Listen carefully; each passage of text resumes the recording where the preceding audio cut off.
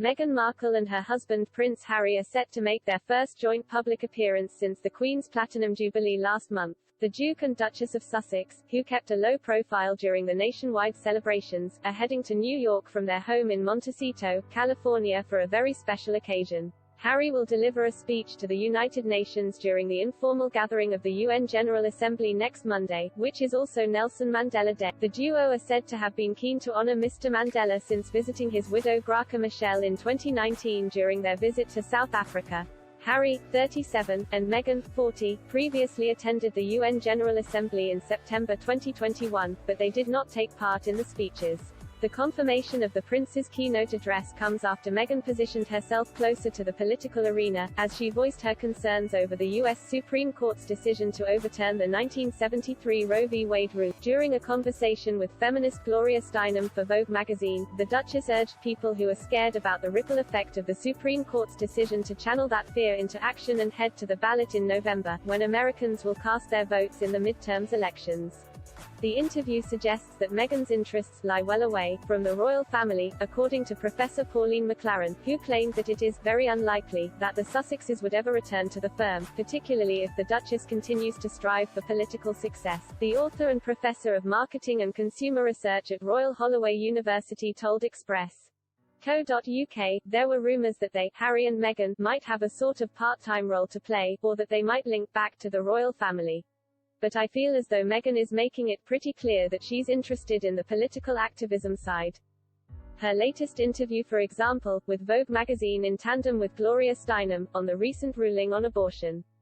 So I think that Harry and Meghan's interests, well, certainly Meghan's interests, lie well away from the royal family, so I can't see them coming back anytime soon. Professor McLaren, who co-wrote Royal Fever, The British Monarchy and Consumer Culture, continued, it is very unlikely that they will ever return if Meghan is going to get more involved in political activities and lobbying, and there's always rumors that she's interested in even standing as a candidate at some stage, so all of that seems to me that the interests of Harry and Meghan are really quite removed from the royal family, so it's beginning to look less likely that they could have a role. The Duchess has been tipped by various commentators and royal watchers to be interested in a more active role in U.S. politics since she and Harry stepped down from their positions as senior royals in 2020. While Meghan remained politically neutral during her time as a working royal, following her and Harry's shock exit, she voiced her view on the importance to vote ahead of the U.S. presidential elections that saw Joe Biden draw a close to Donald Trump's presidency. She later joined forces with Ms. Steinem to cold call Americans and urge them to cast their ballot. In autumn last year, it emerged the Duchess had cold called Republican senators using her royal title to advocate for another cause close to her heart, paid family leave. Meghan discussed this move during the New York Times Steelbook Summit last November, and acknowledged there is a precedent among the royal family of not having any involvement in politics.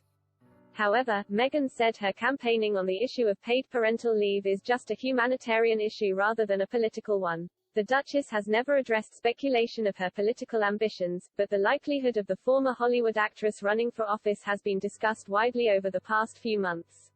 In May, Valerie Biden Owens, the younger sister of President Biden, suggested President Markle might not be such a far-fetched prospect. Speaking to Good Morning Britain, Ms. Owens claimed that, of course, the Duchess would be an appropriate candidate for president.